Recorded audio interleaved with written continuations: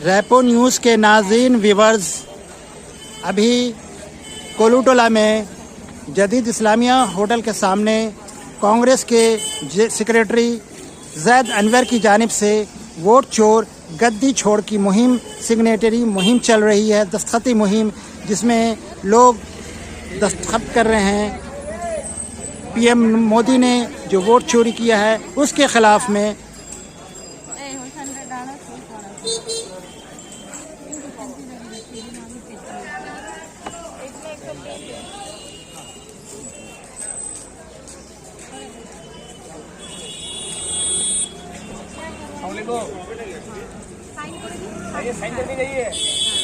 नरगिस अपनी बेलूरी पे रोती है। नरगिस एक फूल को कहा जाता है। देखिएगा शायर क्या कहता है। मैं मोहम्मद जान का तालिब इल्म हूं, मुझे कभी न कभी सर हमें दे देते लिखने की तशरीह लिखो, तो मैंने इस पे एक तशरीह लिखा था। वो तशरीह ये है कि हजारों साल नरगिस अपने बेलूरी पे रोती है। नरगिस एक फूल को कहा जाता है जो आंख की तरह दिखता है, मगर वो आंख की तरह दिखता है मगर उस आंख में आंसू नहीं आ सकता। क्यों? वो क्या है? शेर ये कह रहा है कि हजारों साल नरगिस अपने बेलूरी पे रोती है। बड़ी मुश्किल से होता है चमन में दीदावर पैदा, तो बड़ी मुश्किल में होता है चमन में दीदावर पैदा। मैं ये इसलिए कह रहा हूं कि मैं जो छोटा सा अपना सा बंदा उस काबिल नहीं हूं शेर का, मगर मेरी मोहब्बत उनकी मोहब्बत देखिए, मेरे भाई की इतना बड़ा तकल्लुफ़ देके चले गए। तो जब ईश्वर अल्लाह किसी पे अगर मैदान हो जाए, किसी का हाथ पकड़ ले, तो उस नरगिस को भी आंसू आ सकता है। और एक अदना सा लड़का जो इस गली में पैदा हुआ और यहाँ पे कंगन पे नहाया और इसी गली में घूमा और आज अल्लाह ने कहां से कहां लाके बैठाया। ये शेर का मतलब है, ये शेर का मतलब है कि दो टीम उतरी है, फुटबॉल खेल रही है, गेम हो रहा है, गेम है 90 मिनट का। उस 90 मिनट के दौरान में एक रेफरी है जिसके डिसीजन पे गोल स्कोर होगा या फॉल होगा या पेनल्टी होगा या डी बॉक्स में क्या हुआ है, ये तमाम चीज एक लॉ एंड ऑर्डर है जिसे बोलते हैं कि आप एक तौर तरीका, एक निजामत से गेम होता है। यही है सच।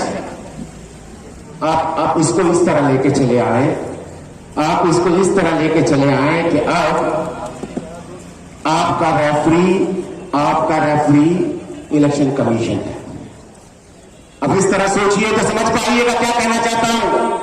आपकी दिल की बात आपके जबान तक कहना चाहता हूं कि सच क्या है उसे वाकिफ कराना चाहता हूं। जो राहुल गांधी कश्मीर से कन्याकुमारी तक कर रहे हैं, जो इमरान वली विक्टर जो यहां से बैठ के पूरे बंगाल में कर रहे हैं, जो तौसीफ खान वार्ड 46 में कर रहे हैं, जो हमारी मामूनी हाजरा इस वार्ड में कर रही है, अख्तर भाई कर रहे हैं, शेख लाडला कर रहा है, जुनेद कर रहा है, बावन भाई कर रहे हैं, शमीरा रिजवी कर रही है, अशफाक भाई कर रहे हैं, जावेद साहब कर रहे हैं, शबाब सिद्दीकी साहब कर रहे हैं। ये तमाम चीज आपको बताने की कोशिश कर रहे हैं। रेफरी कौन है? रेफरी है इलेक्शन कमीशन, जिसने आपको एक हुकूक, जिसने आपने उसको एक हुकूक दिया कि अब मैं ये मैच देखने आऊंगा, मैंने टिकट खरीद लिया है, अब आप मुझे मैच दिखाइए। उस मैच में एक तरफ कांग्रेस है, एक तरफ बीजेपी है। मैं रिजल्ट की बात नहीं करूंगा, आपको समझाने के लिए आसान भाषा में, मोटी मोटी भाषा में आप समझ पाएंगे क्या कहना चाह रहा हूं।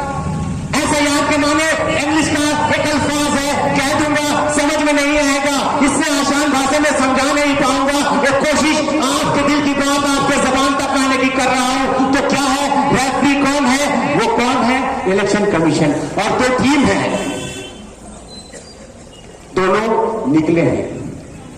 वो स्कोर क्या है? हमारा वोट, आपका वोट, हमारा वोट, आपका वोट, नाजिया का वोट, ये तमाम क्या है?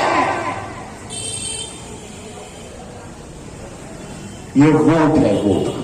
बात यहां रोकते हैं, फिर आइए। यहां इतने भी बुजुर्ग लोग हैं जिसने ब्रिटिश इंडिया देखा है। अगर ब्रिटिश इंडिया नहीं देखा, अंग्रेजों का इंडिया नहीं देखा, तो सुना होगा, यहां चचा खड़े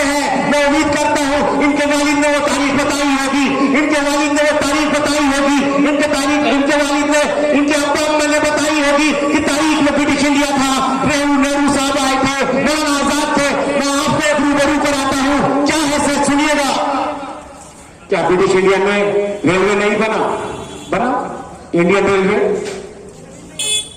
अभी हम तरक्की कर रहे हैं, आस्ते आस्ते कर रहे हैं। जब ब्रिटिश इंडिया छोड़ के गया उस टाइम रेलवे भी था, उस टाइम पार्लियामेंट भी था। पार्लियामेंट ब्रिटिश ने बनाया, ये गवर्नर हाउस ब्रिटिश के टाइम का बना हुआ। ये तमाम बात क्यों बता रहा हूं? क्यों हुकूमत थी, इंफ्रास्ट्रक्चर था, एडमिनिस्ट्रेशन था, लॉ एंड ऑर्डर था, मगर एक चीज आपके पास नहीं थी, आजादी कि अपना नौकर कैसे चुने। मैं कायद नहीं मानता, मैं कायद नहीं मानता। मैं मानता हूं कि अगर आप वोट देके किसी को बैठाते हैं उस कुर्सी पे तो वो आपका नौकर होता है, वो आपका कायद नहीं हो सकता, वो आपका नौकर होता है। इंग्लिश में जिसे कहते हैं सर्विस प्रोवाइडर।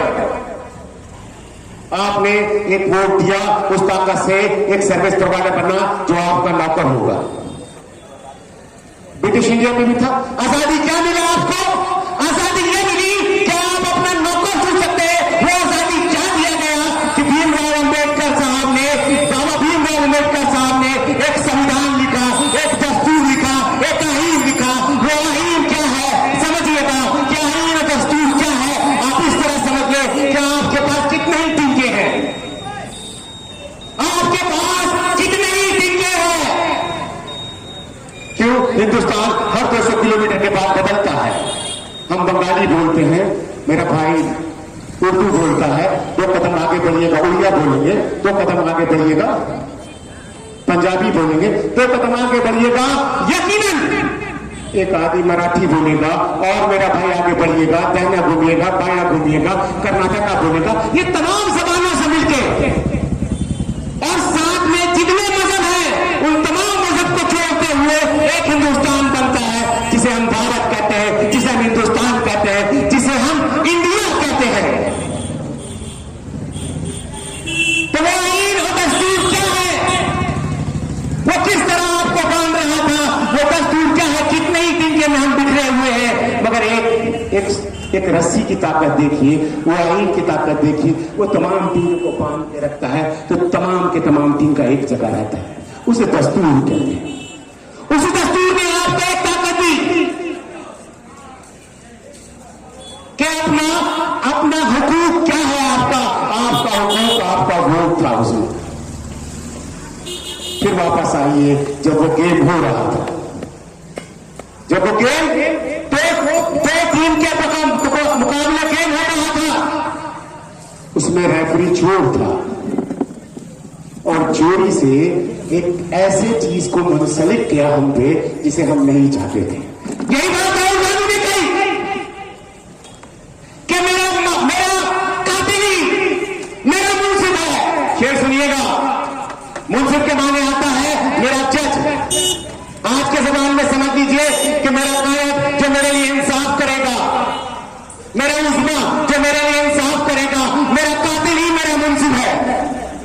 क्या मेरे हक में फैसला देगा? मेरा कातिल ही मेरा मुंसिफ है, क्या मेरे हक में फैसला देगा? यही सवाल है। और अभी ऐसे सरकार चोरी से बनी हुई है जो आपने चुना नहीं, जो आपने चुना नहीं। अभी आप देखेंगे कि राहुल गांधी साहब खड़े होकर पूरे हिंदुस्तान में खड़े होकर सीना चौड़ा करके कहा तुम चोर हो। आप सोचिए, ईडी उनके पास, सीबीआई उनके पास, नहीं यकीनन बात कर रहा हूं वहां से, पुलिस उनके पास, ओस्मा कमाने आता है, उस लॉ एंड ऑर्डर उनके पास, सुप्रीम कोर्ट उनके पास। इन तमाम चीज होने के बाद भी एक आदमी खड़े होकर बोलता है तुम चोर हो। अगर तुम चोर नहीं हो तुम आंख में आंख डाल के क्यों नहीं राहुल गांधी को अरेस्ट करा दिए?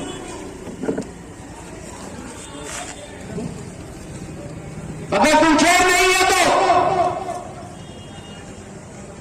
तुमने क्यों नहीं अरेस्ट करा दिया? तो मेरे बुजुर्गों और हमारी मां बहनों, अब वक्त यह आ गया है कि आपको सोचना होगा, आप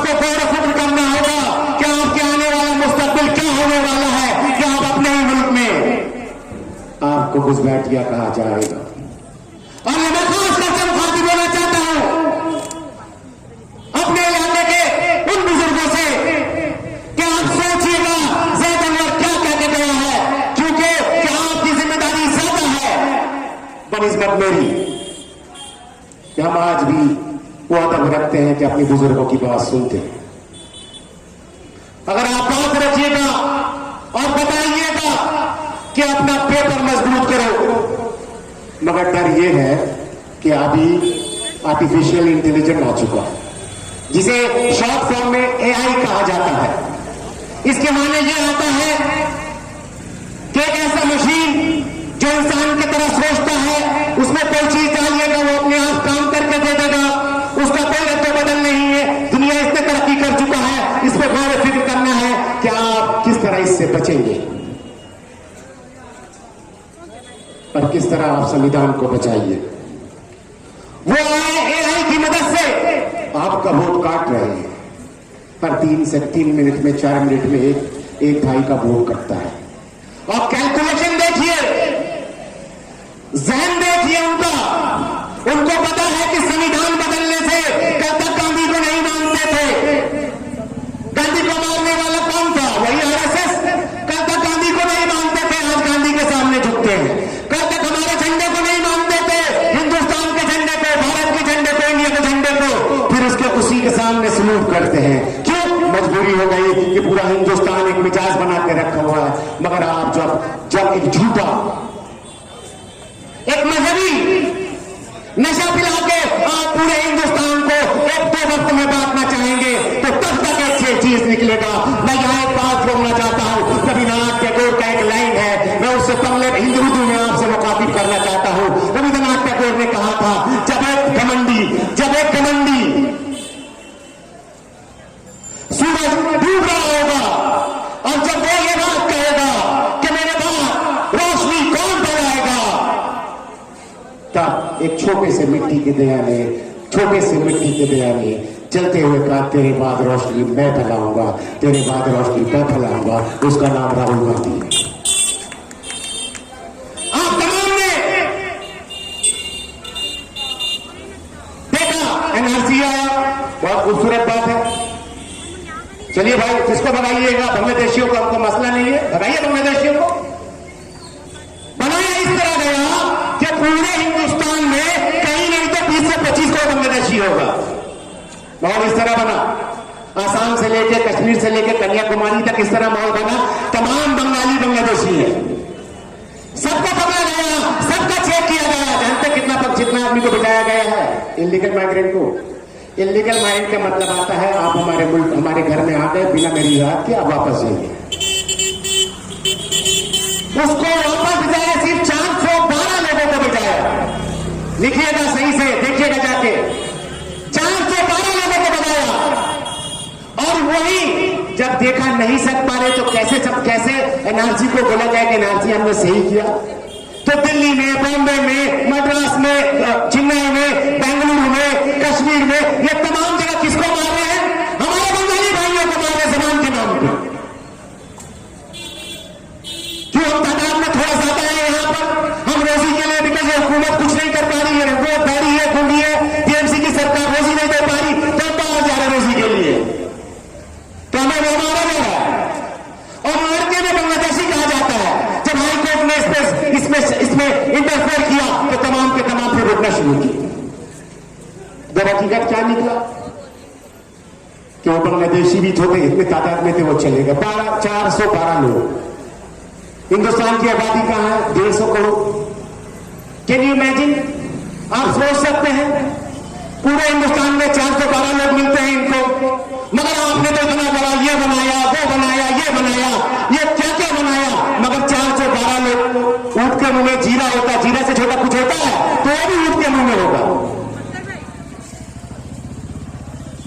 चलिए, ये फलसफा है दोस्तों कि आपकी ताकत जो संविधान ने आपको दी है वो आपको बचाना है।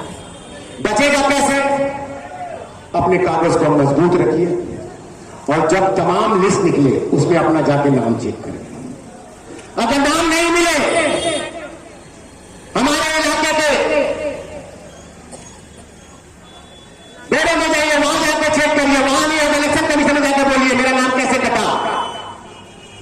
के पूरी ताकत लगा के अपने नाम वापस लाइए। अगर आपके पास वोटिंग राइट नहीं है तो आप मरे लोग हैं, जिंदा लोग नहीं। ये एक मामला हो गया। और आज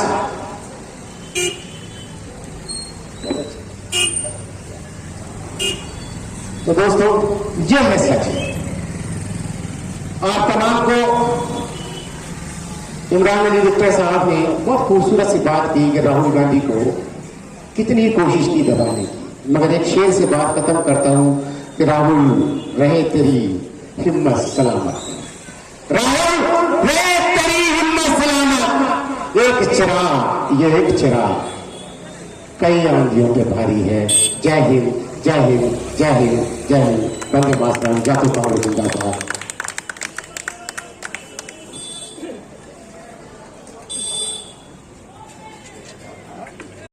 ज़ैद अनवर साहब, हर साल बेनामी SIR होता है, BLO घर घर जाते हैं, शिफ्टेड नो ट्रेस और डेट का पूरा डेटा लेते हैं, तो फिर इसकी क्या जरूरत है?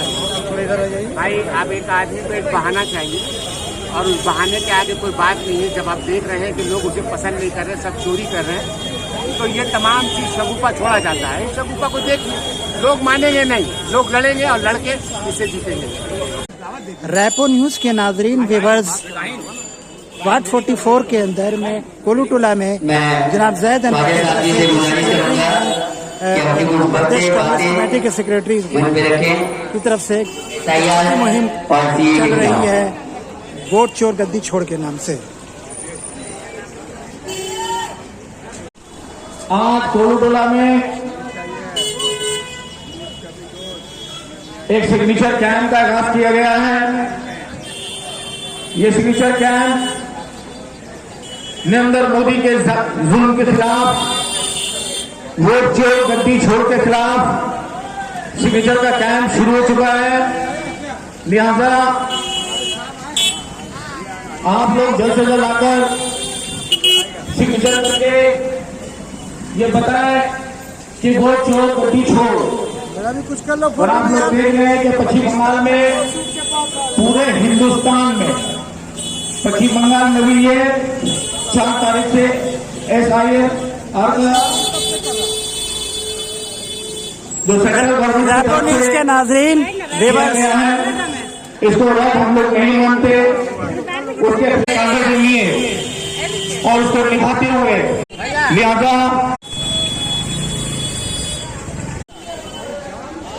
रैपो न्यूज के नाजरीन व्यूअर्स, कोलूटोला में जदीद इस्लामिया पुलिस से गुजारिश करूंगा कि थोड़ा रास्तों को क्लियर कराएं। लिहाजा काफी लोग आके साइन कर रहे हैं और जो लोग साइन करना चाह रहे हैं आते जाते रही से भी कहूंगा मैं कि वो यहाँ आना चाहते आए, अपना साइन करें अपने हक के लिए, अपने लड़ाई के लिए, क्योंकि वक्त निकलते जा रहा है, इस जालिम का जुल्म बढ़ते जा रहा है।